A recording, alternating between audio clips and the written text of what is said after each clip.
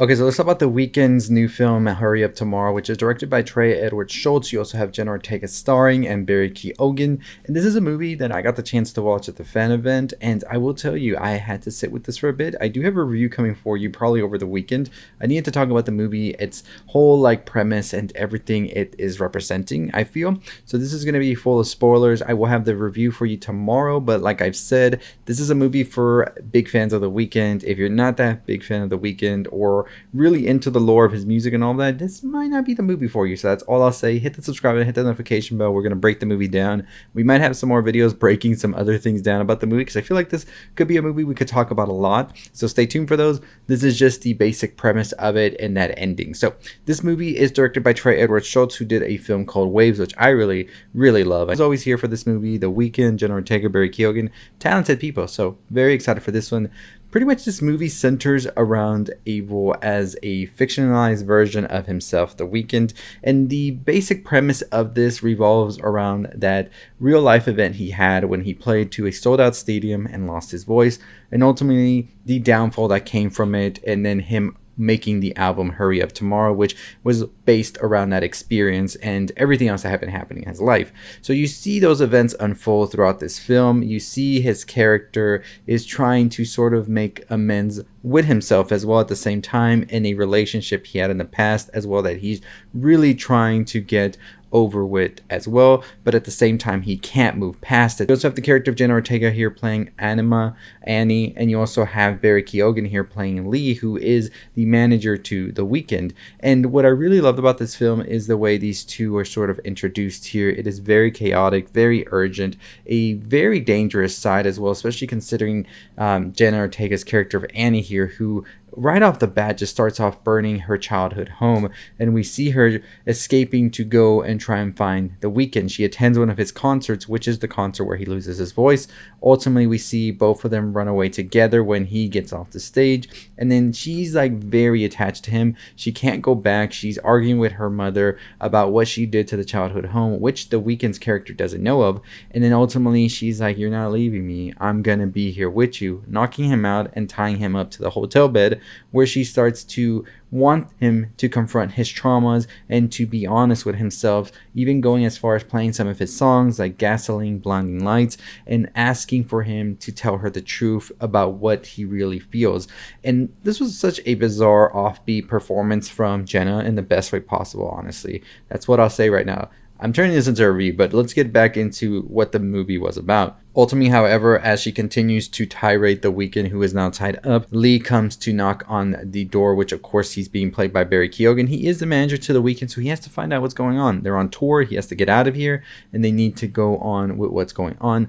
But we see that Lee and Anima ultimately fight, and this leads to Lee's death, and The Weeknd now seems to be thinking, well, this is it for me, as we see that Jenna's character pours gasoline on him and is about to set him ablaze until The Weeknd starts to sing Hurry Up Tomorrow, where he is very vulnerable and he is really just being as honest as he's ever been.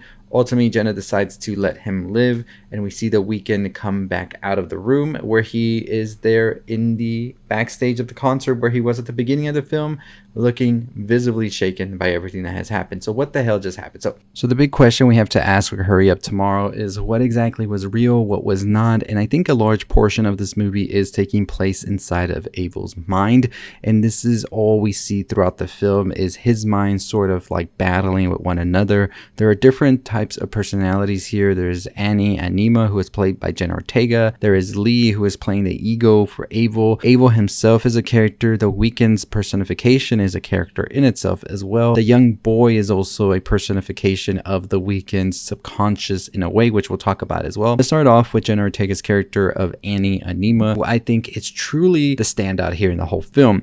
And I think what we're seeing here, and it's been talked about by Trey Shults as well in an interview with Discussing Film, is that a large portion of this film is being sort of derived from theories from Swiss psychologist Carl Jung, who believed that there were several archetypes that compromise compromised our personality, and that anima was one of them, which is the unconscious feminine side of a man's mind, and animus would be the male side of a woman's mind. And apparently Jung believed that to embrace this part of the consciousness, a man must recognize and accept a desire for connection. So anima basically is representing this, and we do see it if you think about it. Anima came at a point when the Weeknd was at his lowest, when he lost his voice. That's where they first met. They met right there. Now, let's take it a bit back here, because we first see Anima at the beginning of the film burning the childhood home of Abel, the Weeknd. If you saw the music video that they played as well, if you went to the fan event, that's the same place he's playing the piano. So that's where we see Anima for the first time. And this is because there is this sort of like resentment or feeling that he needed to escape whatever his childhood was in order to pursue greatness. And there's sort of a feeling of guilt for doing that, for burning that away, and sort of feeling that he has lost his identity because of that. We see Abel, the Weeknd, at a point in this film when we first get introduced to him, he is lost. He doesn't know where he came from or any of that. It's sort of like the excess of fame, fortunes, women, and all of this has clouded his judgment, and that smoke that we see from the fire is filling his mind because of that. And so I think that when Anima comes to the concert, that's when he has truly come to rock bottom, and he's able to really start to grasp these raw feelings that he has been feeling that have been clouded by the fans, by the love, the fame, the money, all of this. And now he's getting to the core of who he really is, right? Because Anima is that sort of longing for connection that he doesn't have. And we see it throughout the whole film, this past relationship he had with his ex, with his mother, and all of that. It seems to be lost. It's all like evaporating in front of him, and he doesn't have much left. But in the other side of the aisle, you have Lee, who is played by Barry Keoghan, who is the ego of it all, as it's the representation that also Jung talks about of the persona. Lee is sort of the bad things that Abel has come to be, right?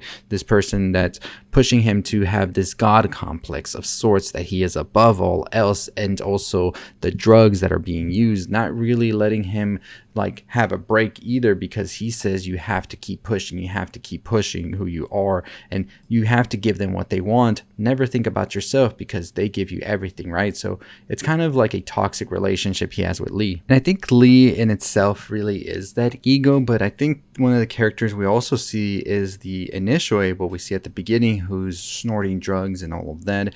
This is the character that you could say Lee makes Abel be as well, but I think the Abel that we see with Annie, that is more vulnerable, that is trying to escape Lee. We even see it at one point that he sees Lee and he's just like, you know what, take me somewhere else. I don't want to be near that. Like, he's trying to escape his own ego at the same time, and that's a more vulnerable Abel.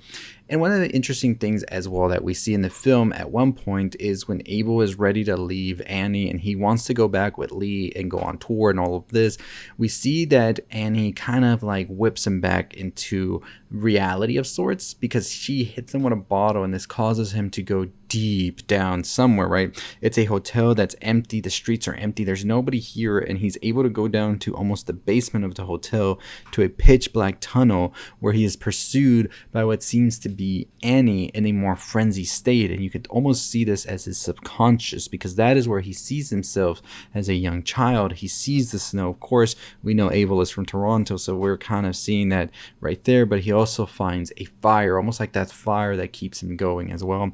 And we're seeing him come into his subconscious and go deeper and deeper, trying to figure out who he really is, because he's sort of lost sight of that as well. And I think that that's such an interesting aspect about the film, is that there is so much here that you can take here. Even the director Trey has said this about the film when he was talking to Discussing Films, saying if you want to reinterpret Hurry Up Tomorrow as a Jungian dream analysis, then maybe none of it actually happened. Maybe it's all kind of a dream. I don't want to put a bow on everything for an audience. I want them to take their own things. You could talk about Abel as his character representing the self, the Weeknd representing the persona, his manager Lee, Barry Keoghan, representing the idea and the ego, and Jenna Ortega representing the anima and this confrontation Abel needs to have with himself. So I thought it was such an interesting way to see the film in a different light, which I think really is such a interesting film that is really such a personal thing for Abel to come forward with. So I think the ultimate lesson is accepting who you are as yourself and moving forward. And I think that's really what the Weeknd is trying to do here is trying to sort of come up with who he really is and everything he's done in the past. Does that still sort of defy who he is as a person now? Trying to come to terms with it, because at the end of the film, like I said, we see Anima and we see Lee have a head-to-head, and Abel is tied up there trying to just figure it out what's going on. To me, we see that Annie is able to kill the ego, which is Lee, played by Barry Keoghan, and just as she is about to give up on the Weeknd, who is himself, he's able to finally confront who he is. He's ready to be vulnerable, truthful, because that ego is death. He goes through a literal ego death in the end of Hurry Up Tomorrow, and that's when we see that Anima lets him go. She doesn't set him ablaze or kill him because he's able to confront himself and let go of everything. And now we go back to the beginning of the film where he's backstage, where he pretty much just had this whole thought process go through him, and just he's able to move forward now. And you know what? That's okay. We look deep into the movies. We like to talk about them, break them down, whether it worked for you or it didn't. That's pretty much what the film is this Carl Jung personality type of psychoanalysis. And that's what the director has said himself, and that's what Abel himself has talked about as well, even going as far as saying one of the main concepts of this film is sleep paralysis. That is something that I was really dealing with, still am to this day, not as much as before, but they're very vivid nightmares where you're in bed and you're half asleep, half awake, you're aware of your surroundings, but you can't move. You're paralyzed for almost a minute. Sometimes you see a shadowy figure in the corner and you hear voices, sweet nothings. It's saying nothing, but they're voices. And you can kind of see that at the beginning, because one of those things that Abel does when he's like warming up and things like that could be him trying to come out of the sleep paralysis as well. He's there sort of awake, but he's like lost in his own mind, which is what I think Hurry Up Tomorrow is. But let me know what you think in the comments down below. Really found that interesting to go deeper into this movie like that. I know a lot of people weren't vibing with it, but I vibe with it. I was excited for this movie and I still liked a ton of it. So let me know your thoughts and opinions down below. But as always, that is going to do it for me. Make sure you hit the subscribe button and notification bell. On the road to 50,000 subscribers. Let's get to it. And if you want to talk more about Hurry Up Tomorrow, let me know. We could discuss it and break it down even more, talk about main details and aspects of certain scenes, especially the Jenna Ortega dancing scene. I think that's an interesting one we could talk about a lot. So let me know what you thought about Hurry Up Tomorrow and the analysis that was given by Trey Edward, as well as some of the things we were able to pick up as well. And let me know what you want to talk more about this film. If y'all want to discuss the film more, we can definitely do a deeper dive and go by the scenes and everything. I definitely want to give it a rewatch. I don't know about y'all, but I do want to give it one more rewatch. I do really enjoy some of the visuals that were presented here by Trey, and also some of the performances here were just incredible, especially Jenna Ortega was a standout. But let me know what you thought about Hurry Up Tomorrow, and let me know if you're excited for more projects in the future, and we'll talk more. But hit that subscribe button, hit the notification bell. On the road to 50,000 subscribers. We do have an ending explained to Final Destination Bloodlines as well, which is out this weekend. Don't miss out on that, and I'll see all of you next time. As always, stay safe, stay positive.